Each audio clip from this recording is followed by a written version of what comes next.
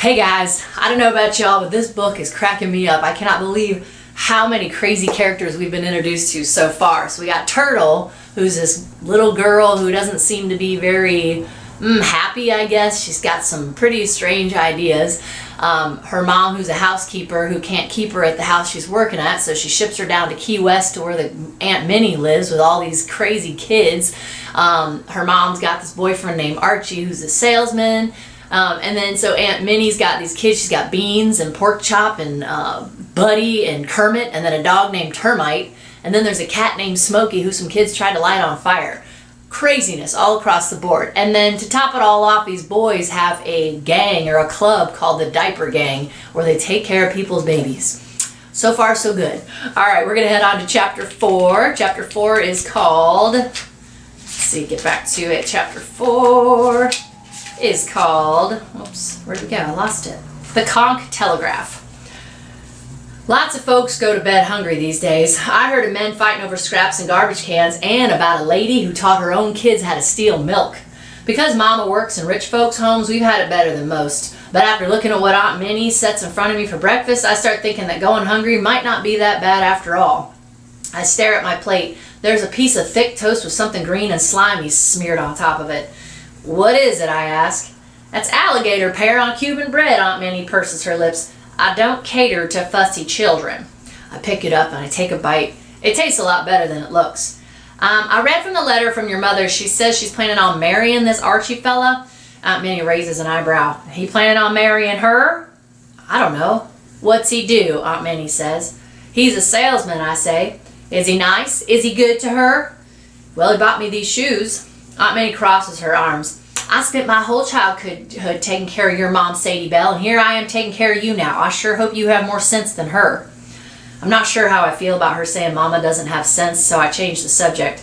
May I have a glass of milk, please? I ask, and she says, help yourself. I get a glass down off a shelf and I open the icebox. A scary insect-like creature with a pointy tail scuttles out waving mean little claws, and I jump back. Termite starts barking but keeps his distance. Scorpion, Ma!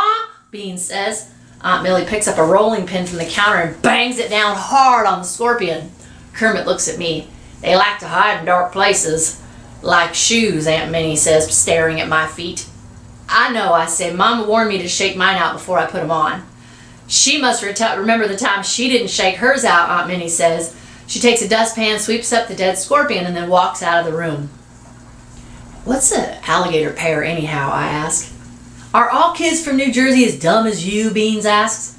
That's an alligator pear, Kermit says, pointing to a bowl of avocados. That's an avocado, I say. One of the rich ladies we work for liked them in her salad. What's this Archie fella sell anyway, Beans asks. Encyclopedias, I say. Encyclopedias to who?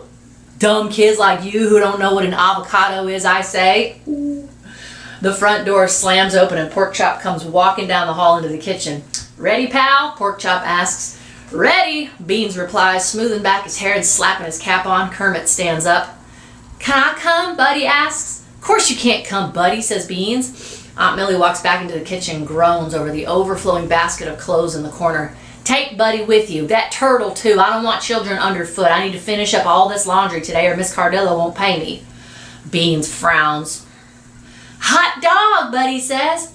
Outside, the heat hits me like a slap in the face. Kermit disappears around the side of the house and returns a moment later with a load of old quilts, and then he piles them up into the wagon. We start walking down the sleepy lane. Kermit pulls the wagon, Buddy dawdles, stopping every few minutes to pick up stones. Where are we going, I ask. We got pudding today, Kermit says. We stop by a small house that has a tree with blooming red flowers in front of it. The sound of a baby crying rings out in an open window. Beans knocks on the door. It opens and I see the source of this racket, a bald, fat, red-faced baby being held by his tired mother. Morning, Ms. Lowe, Beans says. Oh, Beans, I don't think I've ever been so happy to see anyone. So how's he doing, Beans asks. I swear he didn't sleep more than 5 minutes last night. He's teething real bad. Don't worry, Miss Lowe, we'll take care of him, Beans says. Well, I just fed him, she says, and then she practically tosses the crying baby into Beans' hands. She gives Pork Chop a small stack of cloth diapers and goes back inside. Beans sticks the baby in the wagon on top of the quilts, and we start moving again. The baby's crying his head off like he's being tortured. What's wrong with him, I ask. Nothing, Beans says. Puddin's the worst baby we ever had. It's his mom's fault, Porkchop explains. She spoils and picks him up every time he starts to cry. You got to let a baby be, Kermit says. That's why we don't let no girls in our gang, Beans says. Girls always want to pick up them babies. Not me, I say. I don't even like babies. They're like Shirley Temple. Everybody thinks they're cute, but the fact is they're annoying. All they do is cry and make messy diapers. Puddin is crying furiously, kicking his little feet. Time to wrap him up, fellas, Beans announces with authority. If the diaper gang were an army, then Beans would be the general, Porkchop his lieutenant, which means all the grunt work is left for poor Kermit. Blanket, Porkchop orders. Kermit lays a thin blanket on the ground. Baby, he says. Kermit hands him Puddin. Porkchop proceeds to roll the baby up like a little sausage, and he tucks the blanket right tight around him, muffling the cries. We barely walk a few steps when the baby abruptly stops crying, screwing his eyes shut against the sun. He's fast asleep. Works every time, Beans says in a satisfied voice.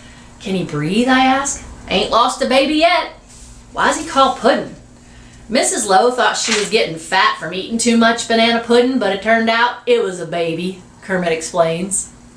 A white-haired old man comes running down the street. He looks around and then he darts down an alleyway. A moment later, a lady comes walking toward us fast. She's got a streak of flour on her cheek as if she's been baking and got interrupted. He went that way, Mrs. Alvarez, Beans says, pointing. Thank you, Beans, she says in a weary voice. Second time this morning it's happened. She smiles at me. You must be Turtle. Nice to meet you. Nice to meet you too, I say as she walks quickly off. Kermit taps his skull.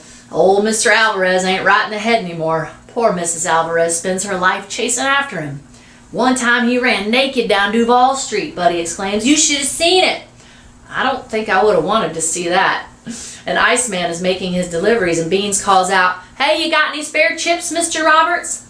Sure thing, Beans, the man says, handing out slivers of ice. Don't forget me, Buddy says. Wouldn't dream of it, Buddy, Mr. Roberts says, giving the little boy a chip. One to me. You must be Turtle. My, I do believe you're as pretty as your mother. I suck on the ice until all that's left is a cold memory. How come everyone knows who I am, I ask. Conk telegraph, Porkchop says. What?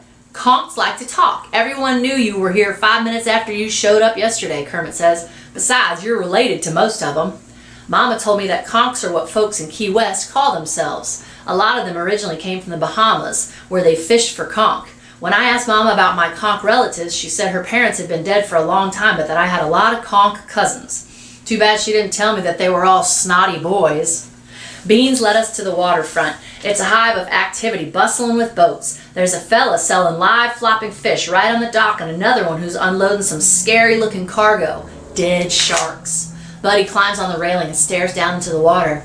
I sure do love watching them, he says. And I look too. The biggest turtle imaginable breaks the surface of the water like a lazy cow. Another one pops up, then another, and there's a whole crowd of them. What are they all doing down there, I ask. It's the turtle crawls, Kermit says. It's where they keep the sea turtles until they're butchered. Don't fall over, Porkchop says to me, snapping his teeth. You'll end up as supper. Hi, Slowpoke, Beans calls out to a man working on the deck of a boat. The man turns. He's tan with sunburned patches around his neck and the hair the color of caramel. He's wearing a wide straw hat. Hey there, Beans, he says. I stopped in at Matacumbe and saw your dad. He told me to tell you hi. Thanks, Beans says. I hear you lost your first mate. Why don't you hire me? You know what a good sailor I am. I know, Slowpoke says, but I already hired Ollie. I'll be sure to keep you in mind for the next time. The man's cool gray eyes flick over me and go still.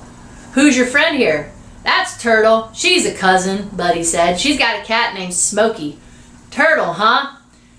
He says, and he studies me. You wouldn't happen to be related to Sadie Bell Gifford, would you? Yeah, that's my mama. Really? Slowpoke says. Is she here with you? Nope, she's in New Jersey. I see, he says. Say, Slowpoke, you got any loggerheads? Beans asks. Not this time, he said, but I did all right. He waves his thumb at the deck of the boat. He's piled up with black blobs. What are those, I ask. That's gold you're looking at, Slowpoke says. They're sponges, Kermit says. They sure don't look like any sponge I've ever seen, I say. You gotta clean them yet, and then they'll be fine enough for a lady's face, Slowpoke says. Puddin' fusses in the wagon and Beans frowns. We gotta keep moving, Slowpoke, or Puddin's gonna wake up. He's teething real bad. Slowpoke looks at the baby. You should try a little whiskey on his gums. Yeah, we did that once. Didn't work. Slowpoke winks.